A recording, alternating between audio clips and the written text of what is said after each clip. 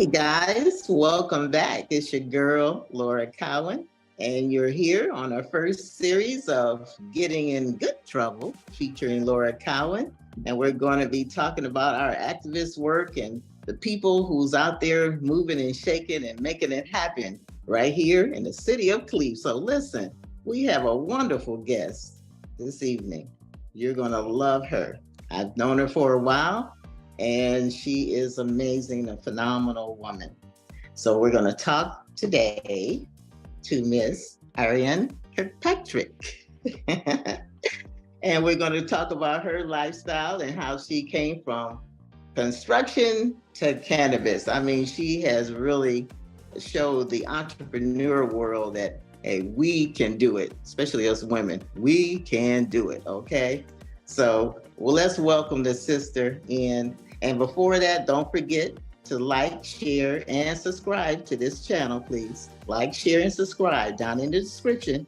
And also tune in more. We will air every Thursday at 7 p.m. So don't forget, okay? All right, so without further ado, I wish I had a drum roll. Here she is, none other than Miss Ariane Kirkpatrick. Hello, Ariane. How are you today? Hi, how you doing, Laura? I'm glad. I'm good. And I'm so glad that you were able to join us. Thank you so much. And you took time out that busy schedule, because trust me, I know between meetings and calls and Zooms and you're everywhere. So you can be pulled all kind of ways. And thank God you have an assistant. That's all I can say. She's the best. She's the best. Yes, she is amazing. And she keeps me on point. Yeah. I like her style. She's very, very approachable and very friendly. So that's nice. So, okay, let's get into it, shall we?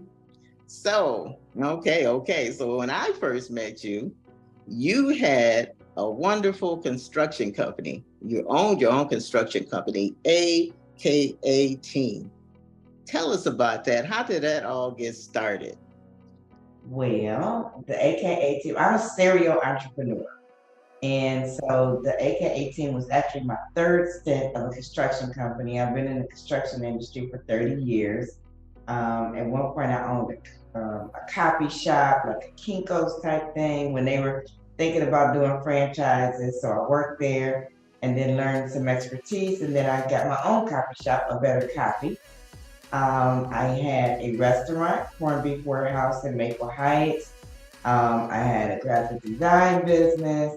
You name it, I tried it. And then the residential rehab, then commercial renovations, and always just a different.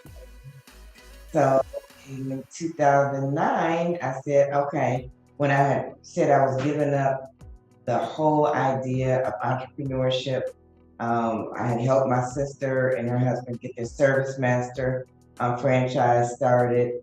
And when I was there, someone had asked about construction, and they didn't realize that I had a vast knowledge of construction. And I said, well, let's say they were looking for FBEs and all.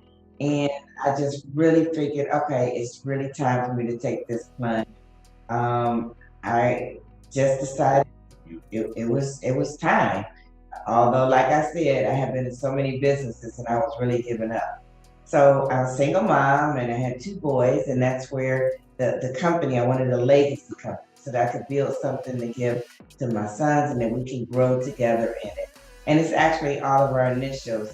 A for my oldest son, Ali, K for my youngest son, Chris, and the last A for myself, Ariane. And so we are the AKA Team. It's been, it was simply us for a long time, and we decided to start this legacy company. And they were actually young boys still in school. I had put their name on the business and everything, thinking, okay, that's what I'm gonna do. I'll put their name on there. Soon after I was in business for a little while, just different things. I was like, maybe their name shouldn't be on here, so that I could protect them. And then I have to make sure that I protect it so that they can come back and enjoy this legacy, which they have. Both are in the company now. They have Chief Financial Officer and Chief Strategy Officer. Wow. So entrepreneurship has been in your blood. I can say maybe as a child, maybe going back that far. Oh, definitely as a child. When and my whole team that's but it's the story that really made me. I grew up on a 100 seater, and so there were many black-owned businesses that I saw. Beatrice Academy, the beautiful woman that would go in and learn cosmetology, and I would watch them walk up and down the street. The Wright grocery store, Jimmy and Sarah Wright, they owned the grocery store in the corner, and Claude was the butcher. They also had a gas station down the street. Art Seafood. I was so excited. All, we just walked to Art Seafood all the time, and to go in and hear the music, the whiff of the perfume, the cologne, the music, even the twirl of smoke in the air. It was just an exciting area to grow up. The skate rink, it was just full of activity. And I just knew that I wanted to be a business owner. We, my sister and I were actually born at Forest City Hospital, which was the black-owned hospital, one of the first black-owned hospitals in the United States. And so that was just my mom ingrained it into us other, and they all the time, as far as there were no obstacles to stop us. Then when we were 5, we were with my mom and we boycotted McDonald's restaurant because at that time they did not allow blacks to own franchises. So while we were worrying about our orange pop and our French fries, she told us it's much bigger than that. So we proudly held our signs so that they could start doing that. And soon after, they started having franchises. And full circle, when my sister and them started their company, Service Master by Davis, it was a franchise.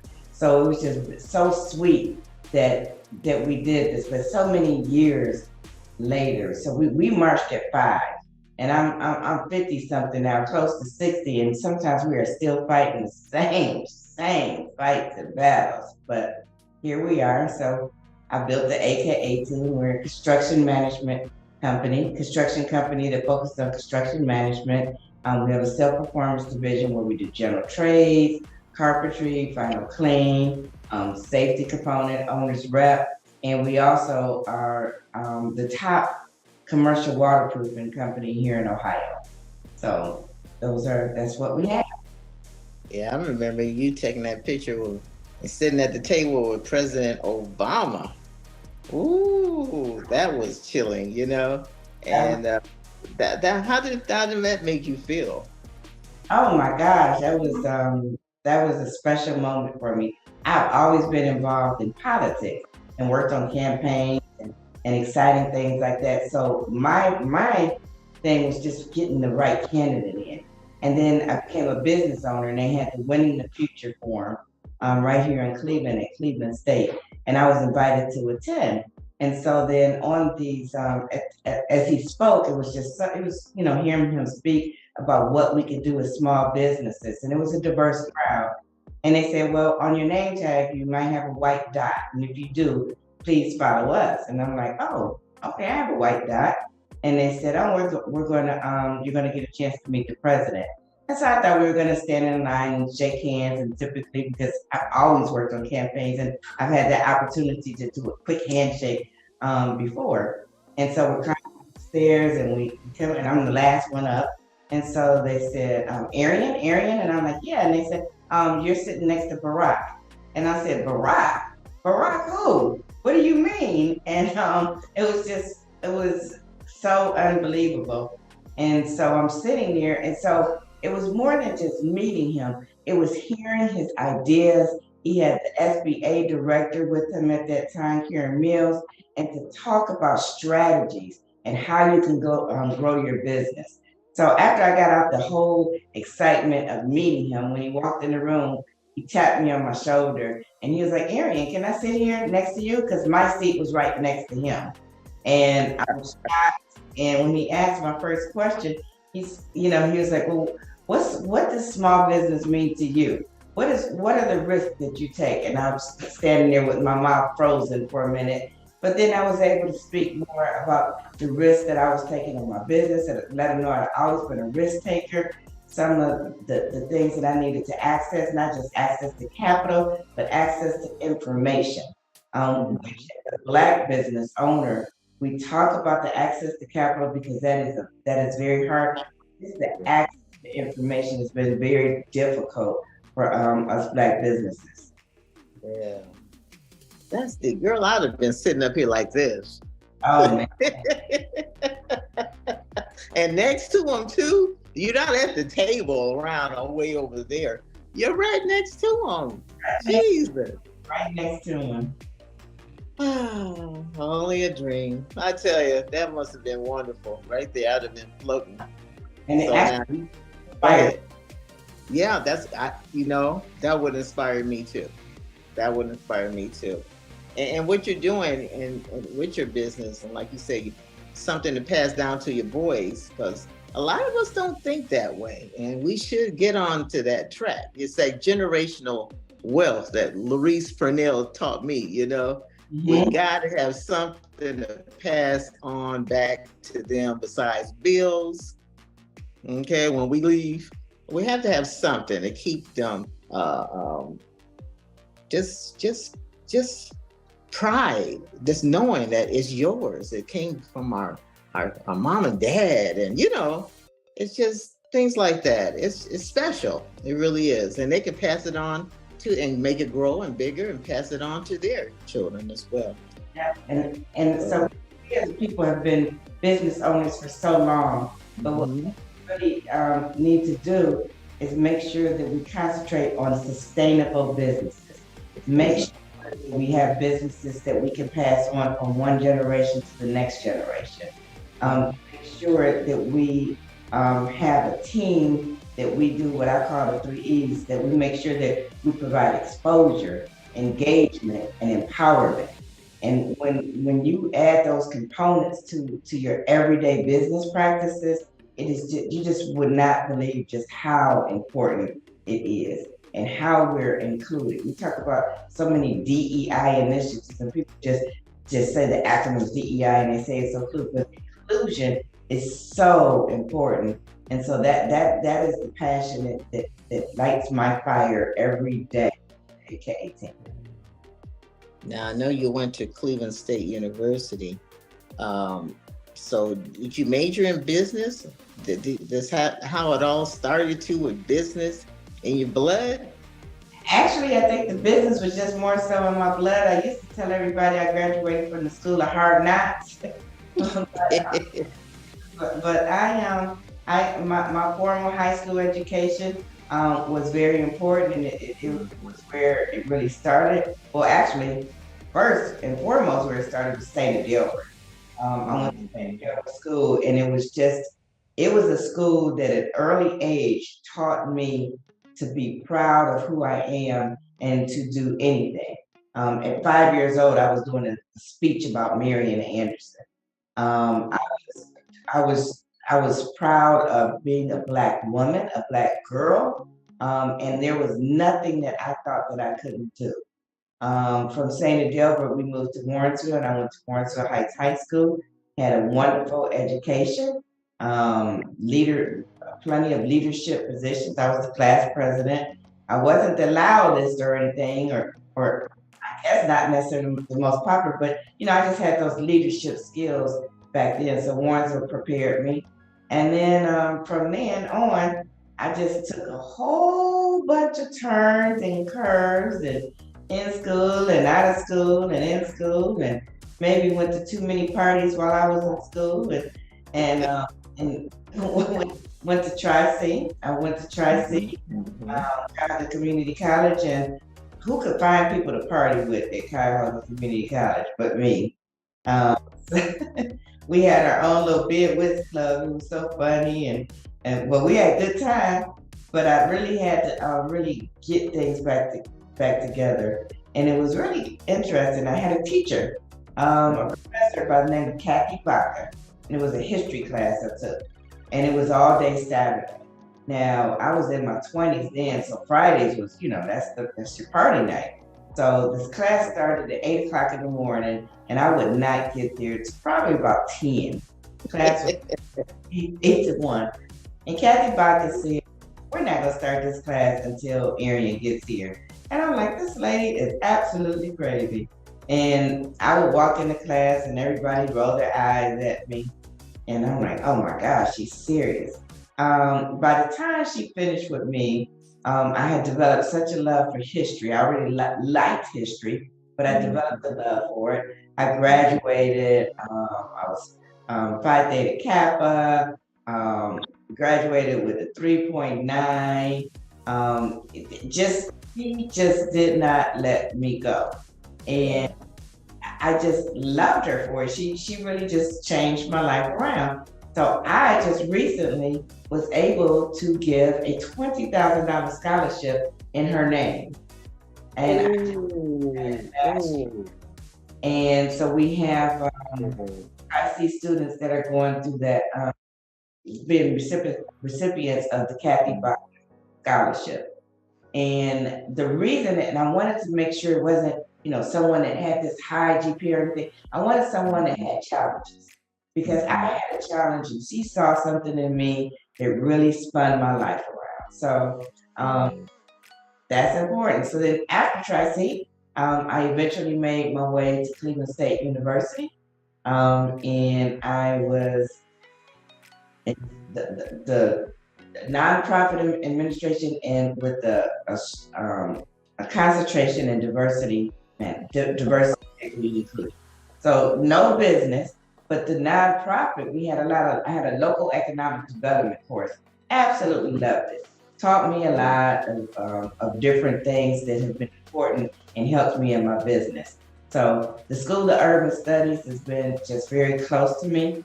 I am involved in all three of the schools: Warrensville, Tri-C, and Cleveland State. On the board of Foundation at Cleveland State, the board of visitors at Tri-C, and the alumni board of Warrensville. So look at that, Jesus! Yeah. Who knew? It's always that one teacher. Everybody's got that one teacher, that set it off. And she definitely set it off in you. That's awesome. That's amazing. I was blessed. I did have some wonderful, and my mom, she was a teacher. She was a house. There you go. Mm-hmm. There you go. We had phenomenal teachers right there at home first, and then phenomenal teachers in all of the schools that I went to. So I was blessed. I was the hard-headed one. Yeah, my mom used to always say your teacher is your first mother in a way. I mean, it's just that connection. I look at the kids today and how they disrespect their teacher, and it's like, no. So kudos to her, and I know she's proud. Is she still with us? No, my mom passed away in 2004, 2005. So they are not here physically, but they are watching over my sister and I. There you go. We are blessed with all of the lessons and all the great memories they have given us, and we know that they are very proud of everything. Yeah, you're standing on her shoulders. That's right. Yeah. That's right. Because now with the ancestors, Yeah. That's beautiful, though. That's awesome, sis. Well, we're going to take a quick break, and we're going to get on to the rest of your journey, because we got more to talk about. So don't go nowhere, people. We'll be right back. Don't forget to like, share, and subscribe. And we'll be back to talk with more of Miss Ariane Kirkpatrick. Don't go nowhere. We'll be right back. And it's either you're going to win and advance and go on to win a state championship, or you're going to lose and go home and watch them go on and win a state championship. They always had all these super athletes. Well, I've always felt that rivalries are what get you up in the morning. One side was Moeller, one side was Princeton, and I called it the king of the block. Somebody's got to win, somebody's got to lose. Let the other guy lose. Okay, welcome back. The second half of Getting in Good Trouble. Boy, this story is phenomenal, and I'm so proud. When I hear it, it just gives me goosebumps. And a lot of things I didn't know. I didn't know about the AKA team with your sons and using their initials. I did not know that, and it makes sense now. It clicks. Yeah. AKA. Because I always wanted to ask you, where did that come from? So now I know. So this podcast right here, folks, is a teachable moment for all of us. So once again, welcome back to Getting in Good Trouble. And don't forget to like, share, and subscribe to our station. And look in the description below, and you'll see also the links to the documentary that's we're doing on activism. And here's an advocate right here. She's doing her activism work in the community. And the documentary is B, A Raised Fist Mixtape, Volume 1, dedicating it to my dear friend, Silver B. So, okay, let's go on. Let's go on to now. So let's turn the table a little bit. 2000, something happened in 2017, if I read correctly. And your son, if I read correctly, had this vision, right? Yes. And he came to you with this vision. What was that about? So my son, he lived in DC, and he had been watching the marijuana, the medical marijuana, the cannabis industry all over the United States. And it was actually legal in Washington, D.C., where he lives. And so he called and he said, Mom, they are going to do minority set-aside programs in the state of Ohio for cannabis. And I told him, I said, boy, what are you smoking? Because they are not going to do that in Ohio. And he said, no, they are. And he said, and we could do minority set-aside. And I had known that it had passed, and because I had been following it, and I knew it was a constitutional amendment. Anytime the government wants something, they're going to make sure they get it. You know, we could put it on ballots all day long, but when they ready, they ready. We ready. So he just bugged me and just kept saying, hey, let's do it. I think we could do it. And so I started just looking at some companies that were doing it right, and across the United States, who was really doing it. So I finally told my son, I said, okay, we're going to try this, but I'm just telling you that I do not see the state of Ohio being ready for Black folks in this business.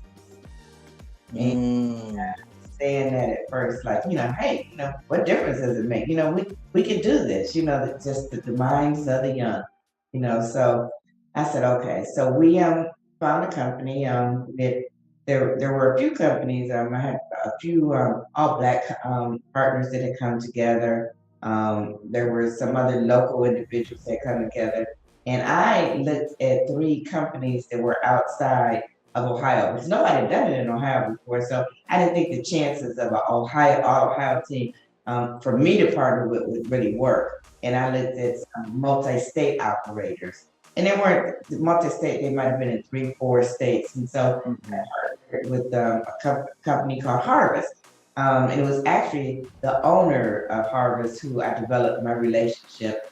And after doing so many talks and meetings and all, I felt that we had a lot of similarities where it came to commitment to the community, and that he would have the same passion as I did. And as we were making the deal to come together, I told him diversity, equity, and inclusion, because he had his team call, and they was like, oh, well, yeah, we'll make sure we do it, And I said, no, let's make sure we put that in writing. And they're like, oh, yeah, well, 5% we'll commit to. And I was like, click, hung up. And my husband was like, whoa. So then they called back, and I was like, oh, what about 10%? Click, click. And so I said, no, minimum 25%. I just want to make sure that we have inclusion in the cannabis industry, because it has treated the folks that look like me so wrong. We're charged 4 times more. We're in jail for small amounts. And so when you have those charges, it changes the whole trajectory of your life. It's very interesting. I've met so many people in this business. A white gentleman came to me and said that how him and his friend were together. His friend was black, he was white. His friend went to jail, but he didn't. They were together. So that is something that was very important to me. So I let my partners know that. So we fast forward, put in our applications, and on November 30th, 2017, we won our license for cultivation. So it was very exciting. But me being a child of the 60s, I knew that we were getting ready to come to a fight. Because on December the 2nd, that's when the first calls came from the press. That's when the first lawsuits were filed at the state of Ohio, challenging the minority set-aside program, also challenging who I was as a person. And I'm specifically not even going to say as a businesswoman because they left that part of the conversation out. I was just a Black person who was on a license that won a license because I was Black. Nobody considered my business savviness or my negotiation skills or my drive to build businesses. Because I had built my construction business with 17 cents in my pocket and we were a multi-million-dollar business. So that was not by accident, that was by skill. So it really took me 3 years and 6 months and 25 days for us to get open because of all the legal battles we had to go through.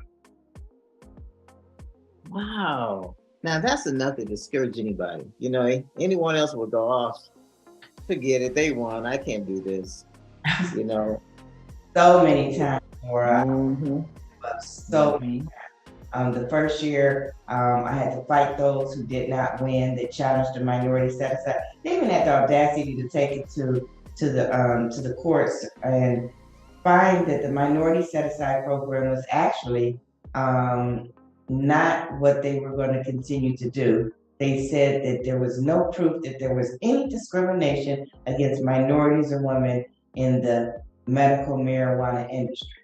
Well, guess what? We didn't have a medical marijuana industry. So that's what they based it on. These laws are just so tricky in this legislation. But we know that there's been discrimination and prejudicial issues in marijuana as a whole all over the United States. So they disbanded the program. And so they just allowed me, they said, well, we're going to allow you to be in, we're going to grandfather you. And so I thought, I don't want to be grandfathered. I want to make sure that we make a difference for others. So my second year was fighting with the state. And they had already vetted me, I already realized who I was, and I'd proven that I was this businesswoman. And it's just interesting. They had this whole fee structure, this $500,000 donation that they demanded that I pay because they did not believe that I was a real company. I'm thinking to myself, audacity. These are the reasons why we need minority set-aside programs. I'm already at a disadvantage. So you decided to put me at a further disadvantage. So that has been such a challenge and something that I'm still trying to fight until this day. It's just unbelievable. Because the folks that don't look like me, they not paying a fee. Oh no. They just walk right over. Life is just so much easier. They don't have these obstacles, they don't have these barriers. They didn't have the N-word written on their building. They didn't get threatening calls in the middle of the night. They didn't get meetings of people saying, hey, why are you in this business? They didn't get people calling them trying to buy them out for ridiculous low bits of money. So, but all those things happened to me. So yeah, that's that systematic racism. yes. You know, it hides its ugly little head. It's modern day lynching and its finest. You know, they find a way, don't they? They will find a way to try to keep us down. Yes. But you rose to the top, because I think if anything's meant for you, it's gonna happen. If God's in your path, nothing can stop it. So here you are, living proof. Safe for my family to get in. We brought the whole family in. That's what talked about. Had to go through. Yeah. Now my partners flipped the script also. That's another story. But they were like, oh, we can handle it from here. Then we can run it. No, this is mine. And so we build. So we didn't even have to worry about that 25% that we talked about before, because we have 80% of our leadership team are Black folk. 80. Hey, led by my sister, who is the best COO possible. She left her corporate cozy job to come help me run this business. Two sons again are involved, chief financial officer. So my son Chris and Ali is the chief strategy officer. And my nephew has joined the company also. He's our chief innovation officer. And I just love Jalen because Jalen just sort of snuck in the company. He went and applied it in one of our dispensaries, didn't even tell us, and said, "Hey, I'm moving to Columbus to go work at Harvest." We like, what? What? And so everybody thought we just sort of snuck him in. But Ali and Jalen and Christopher are doing phenomenal. My daughter is working for the company, Jasmine. So it's family owned and operated. And then the rest of the folks that work for us, they have become our family. And we have, I believe, 103 employees. Out of the 103 employees, 60% of our employees are minorities. oh, beautiful. Look at that. Yeah. Well, hey, wait a minute now. Don't forget about your cousin Laura. Okay. Come on, cuz. Come on. Okay, don't forget about. Good products, very good products. I'm telling you, we need to get more of us into stuff like this. Come on now, it's a big enough pie for everybody. I don't know why they think they can just take it over. It's all theirs. I know, isn't that it's like unbelievable to me. Crazy, Wow. crazy. The American dream, really. Well, when they say we the people, come on. Right. Oh, yeah. That we were all created equal. Presumption. Yeah. And then when it's time for you to come out and go get yours, wait a minute. Right. Stop you. So kudos to you, who you kept it going, kept it forward, you persevered, and nothing stopped you. So now they see who they messing with. And we're enjoying the business. I mean, we're really making a difference. We're helping so many patients because it's just when you hear the stories and the testimonies that our patients send us. One of our employees the other day sent an email to the company saying, "I've had high blood pressure all of my life, and now my blood pressure has always been this high. I've started to do a product, and I work for a company that respects me. His blood pressure 100 over 70. He talks about the anxiety. He took 5 pills a day for anxiety. Now he takes 0 pills. And this was unwarranted. He just sent this email. And those are the stories that we hear all the time. All the time. Another story that one patient, his wife actually, he's stage 4 stomach cancer. And it's not, the product, medical marijuana isn't a cure, but what it did is it changed the quality of life. Yeah. So, Right. So she just said, thank you. Patients that walk in, I just rang the bell, I'm cancer free, and your staff, you're listening and there for me during my whole journey of my chemo. Thank you for what you're doing. Because we're just not there just selling the product. We're passionate about making sure that we get the right message and the right product to our patients. Yeah, so it's just incredible. Testimony right there. Testimony is so important because it speaks volume. It shows what it shows. Yes. So wow, that's oh man, pretty soon, Lord, we all gonna be free. We're gonna take a quick break and come back on our last segment with more and wrap it up with the entrepreneur, phenomenal. I mean, so many titles. I mean, I'm just gonna get the dictionary, open it up, and just read it on down the line. Miss Ariane Kirkpatrick is in the house with us, guys. So don't go nowhere. We'll be right back. You want to output your film in stereo? Go ahead, man. I'm not gonna stop you, but you should at least first learn the potential of using Dolby Atmos in your films. In my new course, The Complete Filmmaker's Guide to Getting Started in Dolby Atmos, we'll teach you how to set up the complete Dolby Atmos environment for producing your films.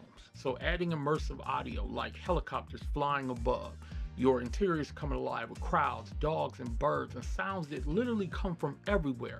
It helps you present your content in the most professional means possible. It's available on most learning platforms and on my own website.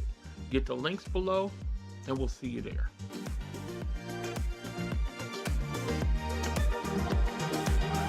Okay, welcome back to the last segment of Getting in Good Trouble.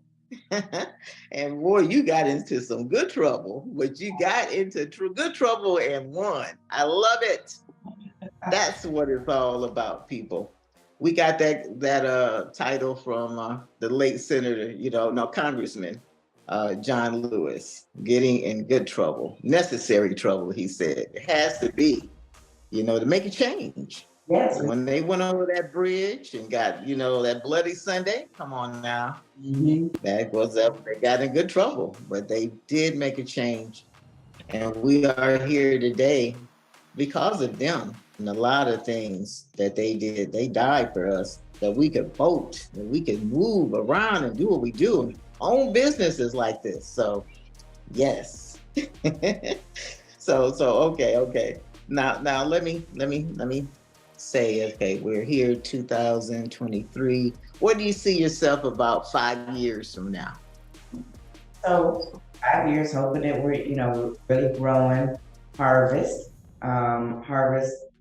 is really close to us as far as Mavuno. So we're really structuring our company to be Mavuno.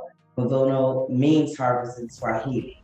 And everything comes underneath our Jabali family. So Jabali means rock. It means foundation in Swahili. So all of these is the AKA team, Harvest, which will soon be Mavuno, Service Master by Davis, our Jabali Development Group, all come under that rock of Jabali. So we're excited, so we're further branding that. And so I'm hoping that within 5 years that the legacy, the children will pretty much be running the company, and that I could push forward our foundation and our nonprofit, the Jabali Family Foundation, so that we can make sure that we stay intentional about giving back to the community, so that we can work on social equity, so we can work on social justice, and so that we can eradicate things, so that we can, because what we have to make sure is, we talk about the Martin Luther Kings to John Lewis's, those warriors right there, the fight does not stop. We can't say, okay, we've been allowed to vote. Well, what do we do now with that vote? We have to march and protest. Well, we're marching and protesting to get what? So the march still goes on, the protest still goes on by us making a difference, by us changing the economic wealth and making sure we have generational wealth in our community. My fight now is to go back to my roots of being a community activist. That's where it really all started with me. Yes. And I think that's the passion that really that burns my fire, like I said. So that's where I will be in 5 years. I might even decide to go to law school. You never know. Oh, cha. Wait a minute. Did I hear the first woman president? That happens. I'll age out before I can get in, This is phenomenal. That happened, they'll start changing the rules. They keep the rules like that for the mother folks, but they're like, oh, no, Oh, you notice that, right? Yeah. It's like crabs in a barrel. As soon as we try to get on top, they just come and just pull you right back down, don't they? Yeah. But it's okay. Like I said, if it's meant for you, it will happen. Definitely, it will happen. Well, let me ask you a couple more questions before we wrap up. There's other women out there going to be listening to this podcast, minority women especially. What words would you say to them that can encourage them? Because they probably hit blocks and barriers and everything else, not to give up. What would you say to them? So simply the word of believe. I mean, and this is plastered all over, the little notes to me, little affirmations, but she believed she could, so she did. It sounds so corny, it's so simple. No, I don't. But you have to believe. You cannot let what others say you can do be the journey that you ride on. You create your own path.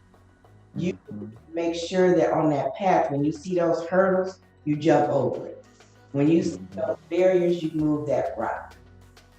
You have to, and so it's not always easy. It is a challenge and it is a fight, but you fight and you do it. But what you do is you utilize the people around you. So don't work in a silo all the time. Take advantage of the opportunities that you have. Take further educational, further things to enhance, like getting programs at the President's Council, the Goldman Sachs program, many of those different programs that help you uplift yourself. So don't close the doors to opportunity at all. At all. Don't close the door. I love that. Thank you, sis. That was phenomenal. Incredible. Boy, I tell you.